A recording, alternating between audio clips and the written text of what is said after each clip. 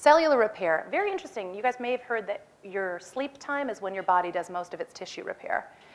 But there's also these little mini breaks throughout the day where it can actually do a lot. It can get little pieces of healing done. Oh, look, that cell is a little ragged. Oh, look, that little genetic code thing is sort of unraveling. Let me just, while I'm here, since you're not busy, I'll just take care of this now.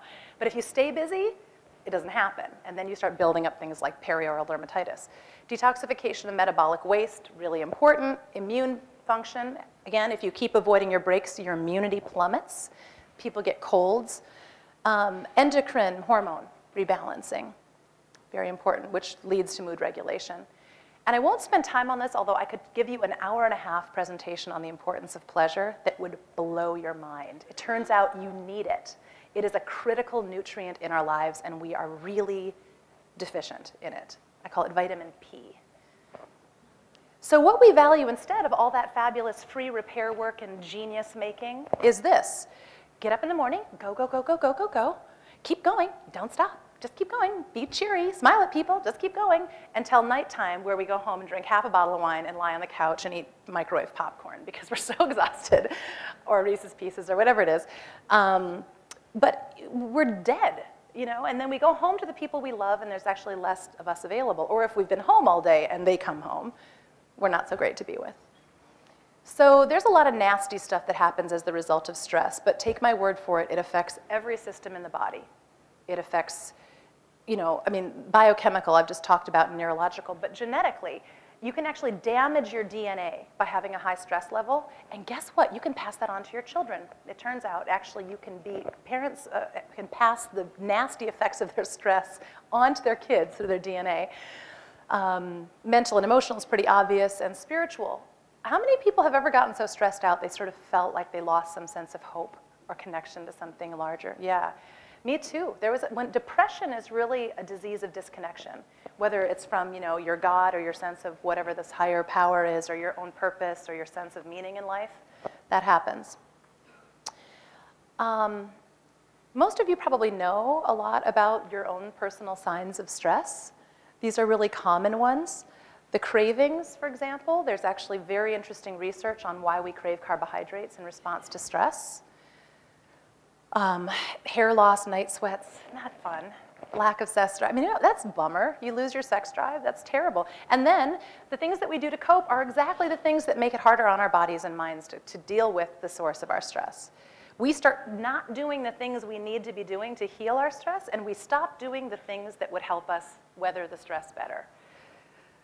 And, by the way, the self-medicating and the pharmaceutical drugs, some people self-medicate with sugar. A lot of women, chocolate and sugar are their drug of choice. And pharmaceutical drugs, a lot of the drugs that people take, some of the most common classes of drugs like antacids and antidepressants, are really about stress-related disorders. And diabetes, which is the fastest growing disease state we have, you know, like a lot of us have diabetes or are going to have it, is stress-related too, because it triggers hormonal and blood sugar imbalances and causes cravings. This is a scary statistic. 85 to 90% of doctors' office visits are thought to be connected in some way to stress. And then there are more scary statistics, many of which have been popularized in the news, but 2/3 of the US population overweight or obese, 50% of us on one or more prescription drugs, about half of us have some kind of chronic illness. Many people have a whole bunch of chronic illnesses. Typically, if you have diabetes, you're also going to have heart disease. You're also going to have all sorts of other inflammatory problems. Our kids are in terrible shape. And 1 in 3 women diagnosed with cancer in their lifetimes. That's the current statistic, which I think is unacceptable. So this kind of gets back to the alternative, which in my mind is changing our life in pretty revolutionary directions. It's a passion of mine now. Last year, we launched this sister initiative called Revolutionary Act. And it's a website that's really a health advocacy website that's designed saying, you know, like, I don't care whether you like the magazine or not, but if you're interested in healthy living, this is a really cool thing to check out. The idea is that if you're going to be healthy in an unhealthy culture, remember my original question, how can I be healthy in an unhealthy world? Guess what? You're going to become a revolutionary. You're going to be fighting the tide all the time. It's kind of fun if you reframe it that way and you just accept it. It's not going to be easy. I mean, we live in a world where it's real easy to be sick and depressed and tired and, you know, dying, basically, harder to being healthy. So a couple things. We launched a mobile app last year that's had about 55,000 downloads. If you have iPhones or smartphones, I think it's available on most of them through the App Store. Really fun interactive web feature. If you don't have that kind of phone, if you go to revolutionaryact.com, you can check out this cool app. And this is really like the how do you do it? How do you go about making those healthy daily choices? Not just for your physical health and fitness, but for your emotional and mental health and fitness. So I just want to walk through a few of them with you. And I won't spend a lot of time on it because I know that you can go and do this exploring yourself. So I just picked a few that I thought were interesting. The Defy Convention one is sort of the basis of everything that we're talking about right now, which is that you can do the healthy thing when it's challenging, and you can even be considered freakish or weird as long as you're prepared to do that and you take some pride in it. I do that now. I don't mind that I'm a picky eater. I prepare people for that. Just like, I'm gonna like have the last laugh, I figure. Repossessing your health. Understanding that I know many of you are probably wonderful doctors and scientists in your own right, but health really starts with lifestyle medicine. It starts with the choices that we make every day, and nobody is good, really nobody should be a bigger expert in your body than you. Minimizing your resilience on our broken sick care system, which I call our healthcare system a sick care system since it's really designed for that. Safeguarding your juju. This is back to the why you need to take breaks, because if you don't, your juju goes to, well, into the sinker. And when that happens, it's not just that you're not feeling happy and healthy, it's that your immunity is going down, your inflammation is going up, and you are radically increasing your chances of getting heart disease, cancer, any kind of nasty thing you don't want, including a rash. Leverage your big whys. Everybody has different reasons for being healthy or wanting to get healthier. We rarely stop to really ask that question. And remember I told you before about the readiness to change thing, going from pre-contemplation to contemplation?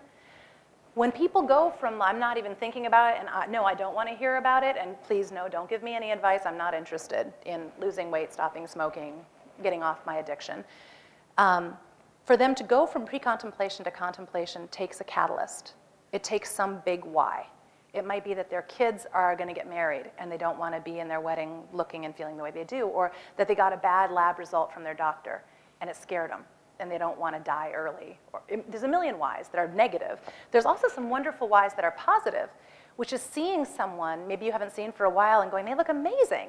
Or seeing someone you don't even know and just going, wow, you know, I really like the way her energy or how she moves, or I want to be like that. Those are positive. But those sources of inspiration for you personally, it's really important to know what it is that's making you want what you want. And then you can come back into it, return it. Raise your sights. Don't get sucked in by the lady on the front of Oxygen magazine, or anybody else for that matter.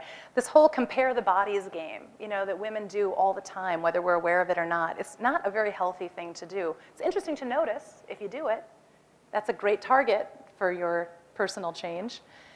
But don't get sucked in by those obsessions and instead focus on your own vision. Learn the skills. You know, there's a reason that healthy, fit people are that way. They've figured it out. You teach this all the time, right, Knut? Like, how do you cook differently? How do you motivate yourself to get up? What are the tricks to get you to the gym by the time you need to go, or to get you out on the walk, even when you don't feel like going? How much water do you personally need? Take some experimentation. How do you shop for healthy food if you're not used to doing that? How do you cook with stuff you're not used to cooking with? These are the skills of healthy people, including personal development skills, by the way. Loving what you've got, you know, starting from I'm good the way I am, I'd like to get better, rather than I'm horrible and this is awful and I've always been this way. Finding something in your body and your life and your mind to celebrate. Investing in your health. I can't tell you how many times I hear the pushback of like, but healthy food is so expensive. And like, it is nothing compared to what it costs to get to the doctor even once. You know, I mean, hundreds of dollars sometimes, and the whole it's covered, but that's covered by insurance. We could get into that conversation, but there's nothing in my mind that's too expensive in the scheme of your health, because it affects every other part of your life. Pacing yourself, we talked about the taking breaks, but I think this is also important in terms of pacing yourself as you go to make change in your life. You can't do it all at once.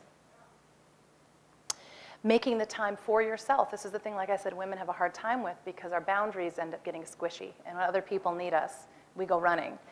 But the reality is that every time you give yourself an hour for self-care, like the foot rubs back there, I love that. I love seeing women get their feet rubbed. That just makes me happy. It comes back to you in spades, and it really does teach you something about what it feels like to be caring and loving to yourself, and I think it's very generative of good things. Key point here, too, if you think you're too busy, if you're too busy to do this stuff, you're definitely too busy to get sick and run down and exhausted and reactive. So a reflection, a moment for you guys to just think here for a second. A question.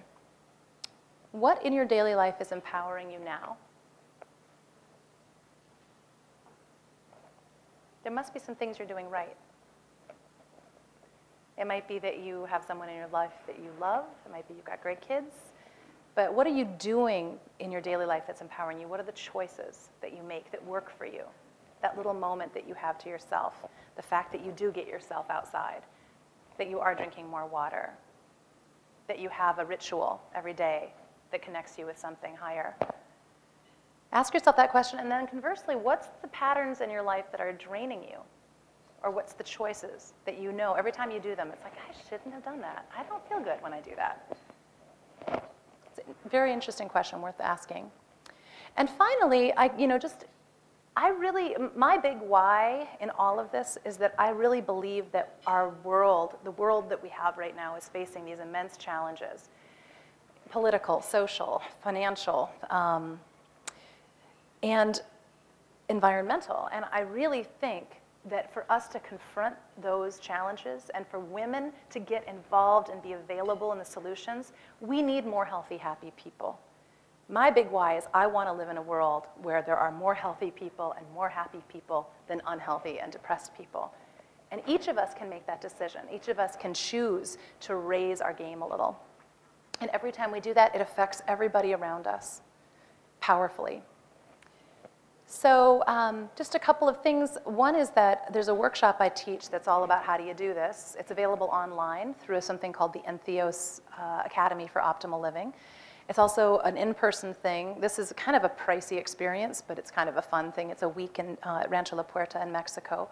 But we put together a bunch of resources online that are available free, some of these same materials. It's called Here, Change Your Life. Sometimes it's called Refine Your Life. Depends. Would you rather change your life or refine your life? How many people like refine your life? Okay, how many people like change? Okay, well, I like refine your life better too. This is the group, and this is also sort of the energy that I think this is, that's me in the middle, and my sister Andrea over here on the right, your left. But this is a small group of women we did this workshop with, and it was such a blast and so much fun, and it's so much fun to do with friends. You know, to do this process or decide I'm going to work on a healthy goal, get a girlfriend, get a group of friends together and do it together, because I'll tell you, A, you can hold each other accountable, B, way more fun. And a lot of times your friends will see things in you that you don't see. Like, you're doing that thing you do. You're blowing this off. You haven't showed up. I love when that happens. So I would love to connect with any of you. I was hoping to bring copies of the magazine for each of you, and for some weird reason, it just didn't really happen. So if anybody would like a copy of the magazine, I have 3 copies here I'd be happy to give away. And if you leave me with your address or a card, I will also have them mailed to you so you can get a copy as well. In the meantime, I thank you so much for your attention and your time. It's been really fun.